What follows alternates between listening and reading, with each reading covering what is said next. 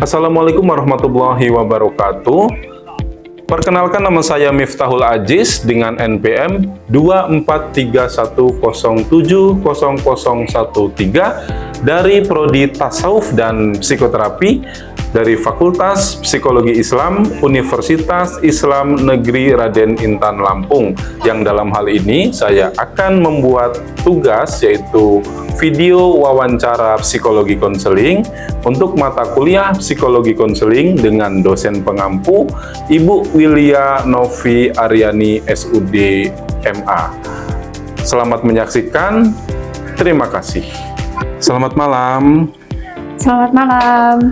Baik Mbak, bisa memperkenalkan diri, silahkan. Nama saya Fatmawati. Saya datang ke sini untuk konseling masalah insomnia yang sudah saya alami. Saya prihatin mendengarnya. Kapan kira-kira ini insomnia ini kamu benar-benar menyadarinya? Udah lama apa belum? Sebenarnya udah cukup lama, mungkin sekitar sebulan yang lalu. Saya pikir hanya stres, tapi waktu weekend saya juga susah tidur.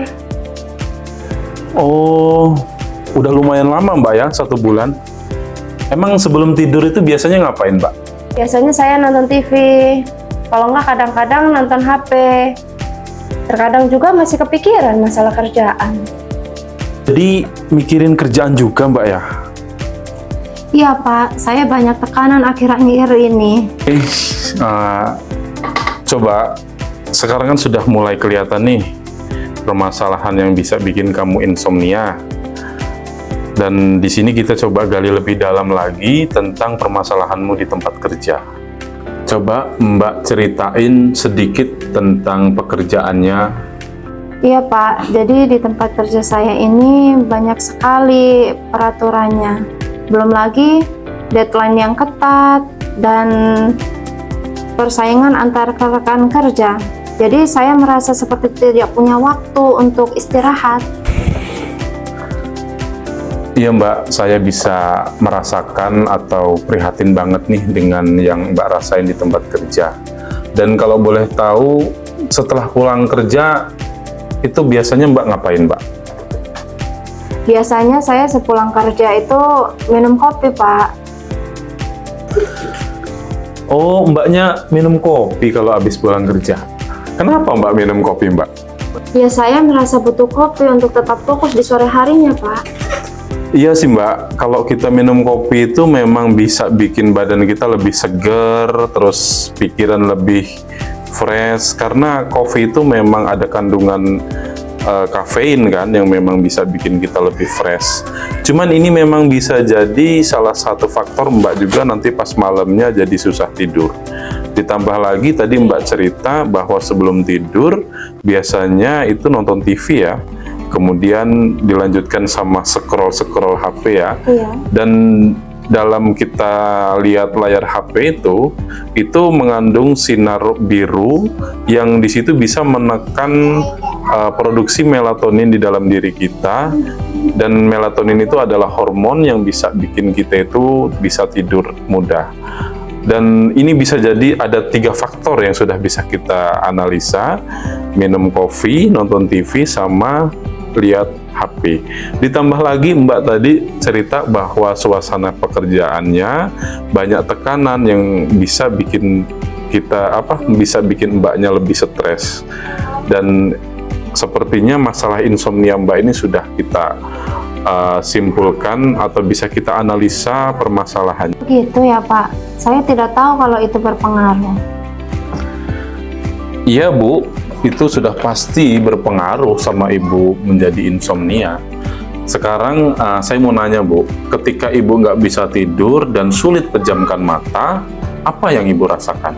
Rasa cemas Pak, saya takut tidak bisa tidur dan tidak bisa bekerja dengan baik besoknya. Saya juga merasa frustasi dan marah pada diri sendiri. Perasaan-perasaan itu memang wajar Mbak, bisa timbul dalam situasi seperti ini. Dan kecemasan serta stres tadi itu akan berpengaruh dan memicu insomnia bisa lebih parah lagi Mbak.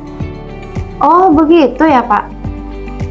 Oke Mbak, sekarang kita mulai pikirkan bagaimana strategi untuk mengurangi atau menghilangkan insomnia-nya.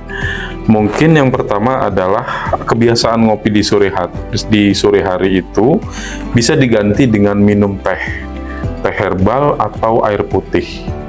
Ini pasti bisa mengurangi insomnia, Mbak. Baik Pak, saya akan coba. Dan yang kedua, kita bisa melakukan atau memperbaiki rutinitas Mbak sebelum tidur tadi. Jadi bisa Mbak lakukan seperti mandi air hangat, kemudian baca buku atau mendengarkan musik yang bisa menenangkan. Dan hindari menonton TV sama lihat HP.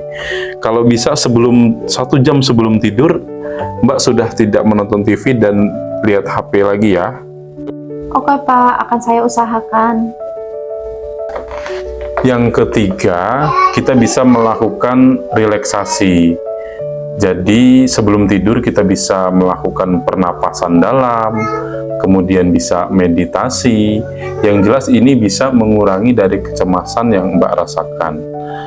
Dan untuk itu banyak aplikasi atau video online yang bisa untuk memandu Mbak dalam mempraktekkan meditasi dan pernapasan dalam tadi. Saya belum pernah mencoba meditasi, Pak. Tapi saya tertarik sih untuk mencobanya. Bagus, bagus. Saya akan memberikan beberapa sumber yang bisa kamu gunakan. Dan pastikan juga tempat tidurmu itu suasananya tenang, kondusif. Kalau bisa lampunya itu dibikin gelap. Dan dipastikan suhunya itu sejuk serta tenang. Ini bisa membuat kualitas tidurmu akan lebih baik. Baik Pak, saya akan perhatikan hal ini. Baik, terakhir, jika masalah insomnia atau tidurmu ini kurang membaik dengan strategi-strategi yang telah akan kita lakukan tadi, nanti kita bisa memikirkan untuk melakukan tindakan selanjutnya, yaitu terapi perilaku kognitif atau CBT. CBT khusus untuk insomnia. Terapi ini sangat efektif untuk mengatasi masalah insomnia. Apa itu CBT, Pak? CBT adalah terapi yang membantu kamu untuk mengubah pola pikir dan perilaku kamu yang selama ini berkontribusi dalam insomniamu. Dan di situ kita melibatkan teknik-teknik seperti kontrol stimulus, kemudian pembatasan tidur, dan juga terapi kognitif. Sepertinya menarik ya, Pak. Oke, Mbak Fatma, saya percaya bahwa kamu pasti bisa menyelesaikan masalah dari insomniamu ini. Dan kamu ingat bahwa tidur adalah kebutuhan yang sangat penting untuk kesehatan fisik dan kesehatan mental kamu. Dan jika nanti masih ada hal-hal yang perlu dibicarakan lagi, Mbak Fatma bisa untuk datang ke sini lagi. Terima kasih banyak, Pak. Saya merasa lebih baik setelah berbicara dengan Bapak.